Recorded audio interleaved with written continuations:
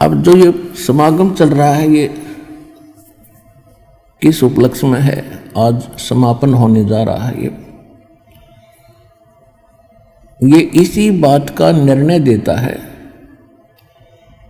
कि सन 1717 में संवत 1774 के अंदर आदरणीय गरीबदास साहिब गांव छुडानी जिला झज्जर हरियाणा वाले का जन्म गांव छुडानी में हुआ था। और गरीबदास जी का मूल गांव करौथा है, जिला रोहतक, जहां पर अपना पहले आश्रम बना हुआ है।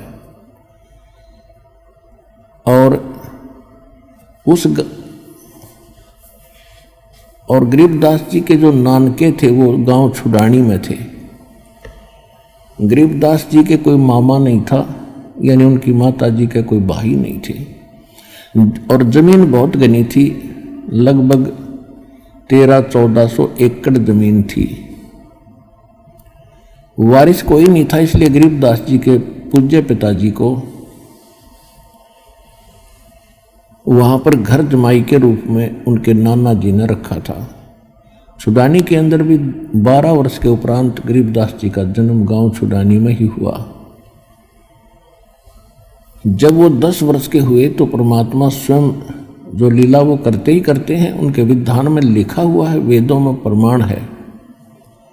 वो परमात्मा सतलोक से चलकर आए, एक जिंदा महात्मा का रूप बना के आदरणीय गरीबदास साहिब जी को गांव छुडानी के खेतों में, जंगल में, जहां वो गौएं चरा रहे थे, वहां मिले। फिर वहां से लेकर के सतलोक गए, ऊपर के सभी ब्रह्मांड दिखाए, ब्रह्मा विष्णु महेश की स्थिति से परिचित कराया और कंप्लीट स्पिरिचुअल नॉलेज, संपूर्ण अध्यात्म ज्ञान गरीबदास अंतःकरण में फीड कर दिया। और फिर उस प्यारी आत्मा को वापस छोड़ दिया।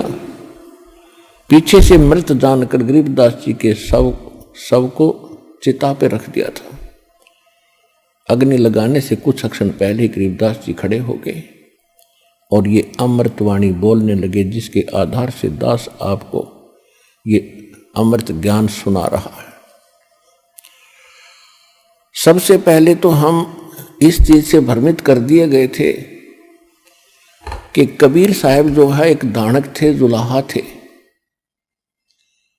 और इनका जन्म किसी विधवा ब्राह्मणी से हुआ और वो शर्म के मारे कहीं डाल गई। तो ये दंत कथा थी, बकवाद थी, लोक वेद था और उन पाखंडी धर्म गुरुओं का एक षड्यंत्र था परमात्मा को गिराने का, हमारी नजरों से दूर करने का। लेकिन कहते हैं चोर चुरावत तूंबड़ी, गड्ढे पानी में वो गड्ढे हुआ ऊपर आवनो सच्चाई छानी। तो गरीबदास जी ने ये निर्णय किया है, आंखों देखा वो सारा ज्ञान, और परमेश्वर ने स्वयं बताया कि गरीबदास, मैं वहां काशी शहर में लहर तारा तालाब के ऊपर एक कमल के फूल पर शिशु रूप धारण करके विराजमान हुआ था। वहां से मुझे नीरू नीमा नाम के एक जुलाहा दंपत्ति उठा ले गए थे। वो दोनों आत्मा द्वापर के अंदर उस सुपत सुदर्शन के माता पिता थे ना से, और मैं वचनबद्ध होकर के मैं उनके संस्कार अनुसार, उसके अपने वचन के पालन अनुसार उनसे मिला था। 120 वर्ष में वहाँ रहा था। धर्मदास नाम के एक सेठ थे, उनसे भी मैं मिला, उनको भी बहुत अच्छी तरह समझाया और उनको मैं यहाँ लेकर आया था जहाँ तुझे लाया हूँ। और भी परमात्मा ने बताया कि मैं नानक को भी लेकर आया था जो सिख धर्म के प्रवर्तक है, दादू को भी मैं लेकर आया था, मलुक दास को भी लेकर आया था, मैं हजरत मोहम्मद को भी लेकर आया था, लेकिन उन्होंने मेरी बात को महत्व नहीं दिया। और आज तुझे लेकर आया। तो गरीबदास जी को ये ज्ञान प्राप्त होने के बाद गरीबदास जी ने परमेश्वर की उस महिमा को, परमात्मा से सुनी हुई महिमा को और अपने शब्दों में चित्रार्थ किया। आज आपको परमात्मा के प्राकट्य के बारे में जानकारी देंगे।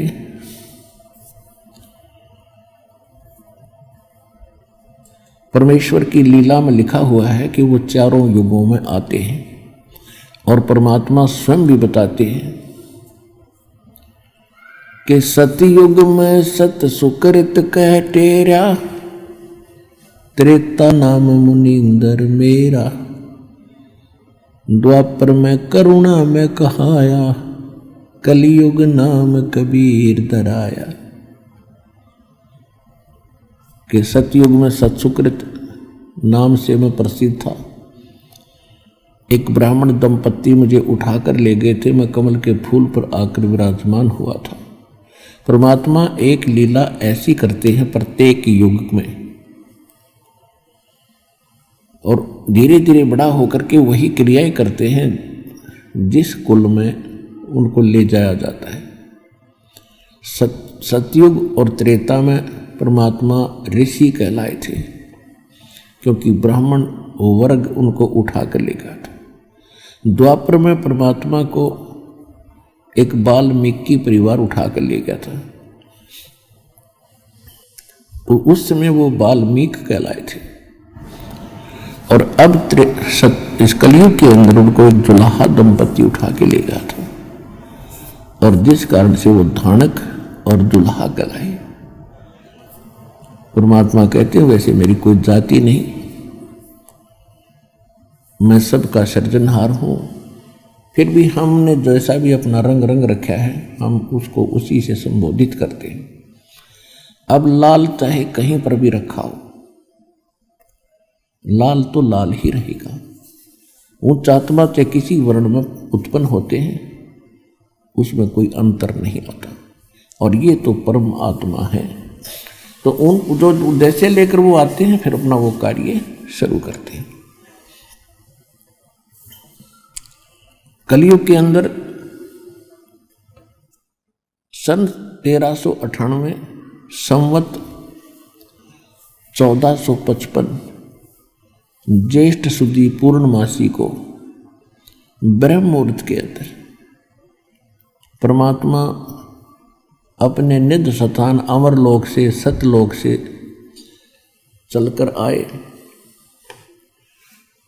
और एक शिशु रूप धारण करके वो वहां से गति करके आए।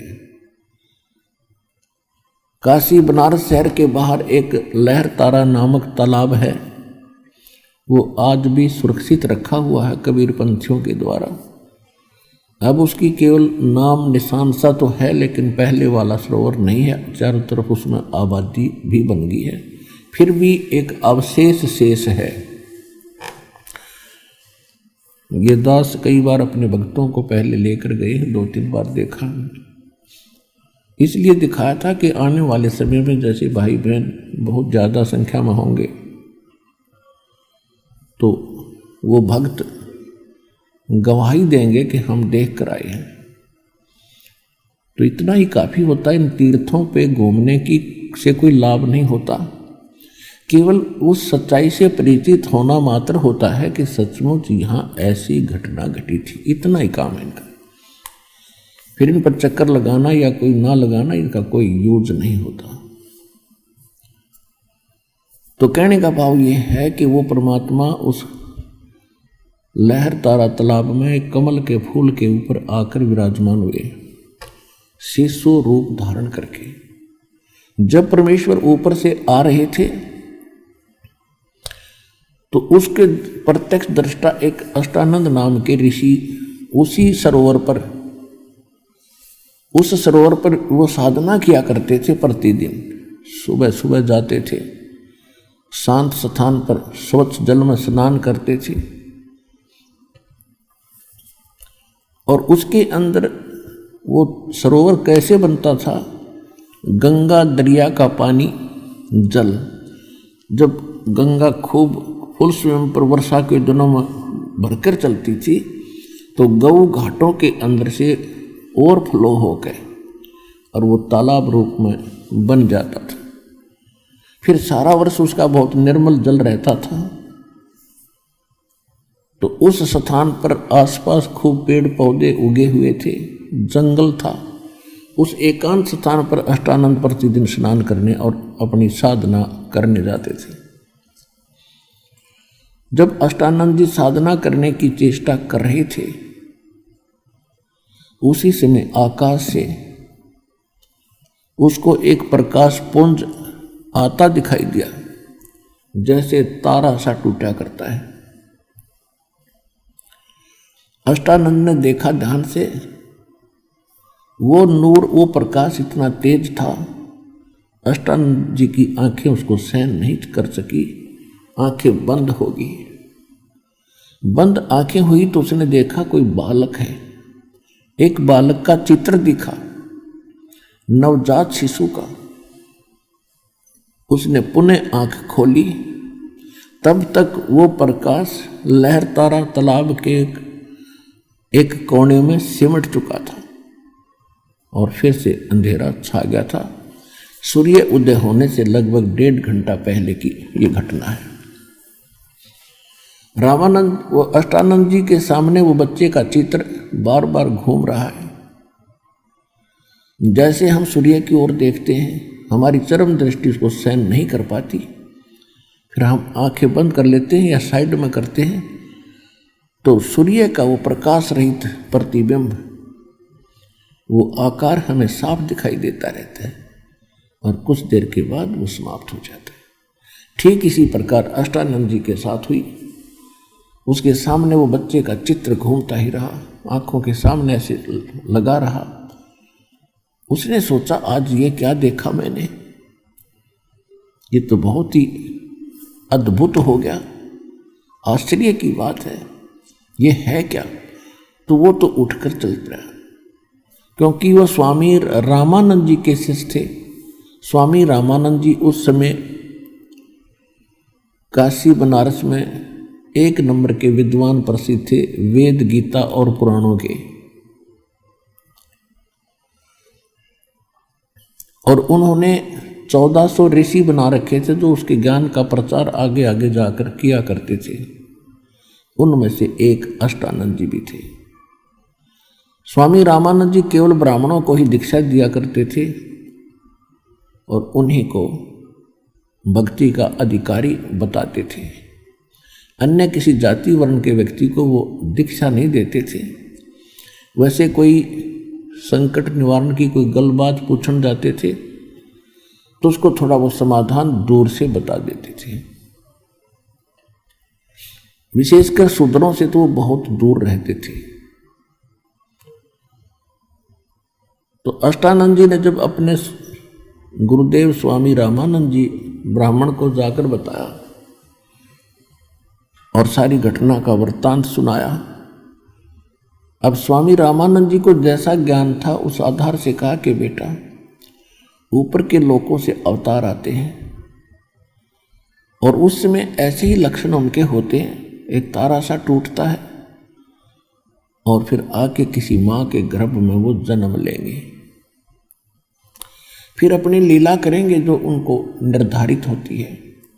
क्योंकि स्वामी रामानंद जी श्री विष्णु के पुजारी थे और उनका इतना ही ज्ञान था कि उनके भगवान माँ से जन्म लेते हैं, लेकिन ये परमात्मा सबका जनक है। कबीर भगवान सबके जनक है, ये किसी माँ से जन्म नहीं लेते, ये सहशरीर आते हैं, सहशरीर चले जाते हैं। अष्टानंद जी की शंका का समाधान उन्होंने कर दिया जैसी उन्होंने करना था। अष्टानंद संतुष्ट हुए। अब उसके बाद जो नीरू नीमा नाम के जो दुल्हा धाणक थे वो मुसलमान दुल्हा थे, लेकिन वो उसी जन्म में गौरी शंकर और सरस्वती नाम के ब्राह्मण थे, उसी जन्म में। और भगवान शिव के वो तगड़े पुजारी थे और इतने अच्छे ब्राह्मण थे निस्वार्थ कथा करा करते थे शिव पुराण की,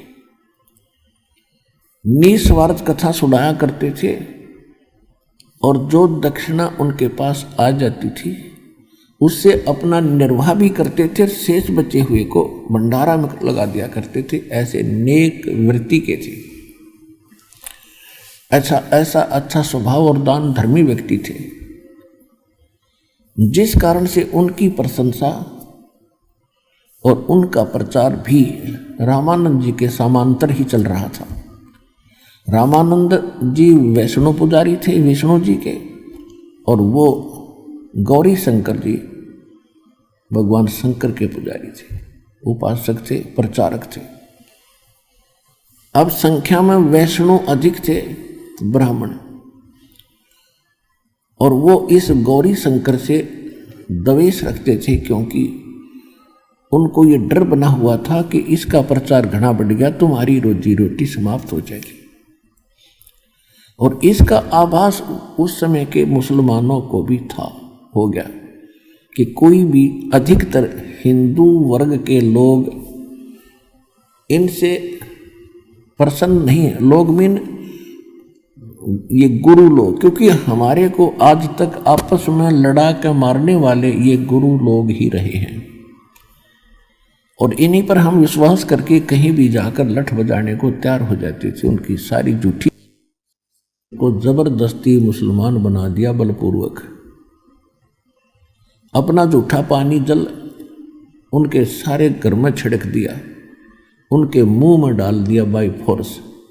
और दूसरे ब्राह्मण देख रहे थे, वो गुरु, उन्होंने उनका बचाव ना करके सारी सब जगह कह दिया कि गौरी शंकर मुसलमान बन गया है, उसको हिंदू धर्म से निष्कासित कर दिया है, उसके साथ कोई बात नहीं करेगा, उसको अपने घर नहीं आने देगा। ऐसी आग लगा दी। अब वो विवश हो गया गौरी शंकर और सरस्वती, और मजबूरन उन्होंने वो मुसलमान धर्म स्वीकार करना पड़ा, क्योंकि हिंदू मुंह मोड़ गए। अब उनके सामने समस्या आई कि भाई अब रोजी रोटी कैसे चलेगी। पहले तो दीक्षा से काम चल रहा था, दक्षिणा से, अब दक्षिणा मिलेगी नहीं और हम भूखे मरेंगे। तो उन्होंने एक सिंपल सा काम, जिसमें कोई पैसा भी ना लगे, एक कपड़ा बुनने की एक खड्डी खोद ली, उसमें 5-4 लठ गाड़ने होते डंडे से, और काम शुरू हो जाता है। तो वो कार्य गौरी शंकर और सरस्वती करने लगे। वो निसंतान थे, उनका संतान नहीं थी। वह भले ही मुसलमान बन गए थे, लेकिन भगवान शंकर की तरफ उनके हृदय से निकली नहीं। वो शुभ दिन जिस दिन परमात्मा उनको मिलना था, तो उससे पहले उन्होंने हिंदुओं ने उन गौरी शंकर का स्नान करना भी गंगा घाट पर मना कर दिया, जहां पर सभी ब्राह्मण वर्ग नहाया करते थे। वह मुसलमानों को अलाउड नहीं था, और वो प्रतिदिन स्नान करके ही अपना क्रिया किया करते थे। तो उन्होंने और कोई स्थान नहीं मिला, तो उस लहर तारा तालाब में वो प्रतिदिन स्नान करने जाने लग गए। स्वच्छ जल गंगा का ही होता था।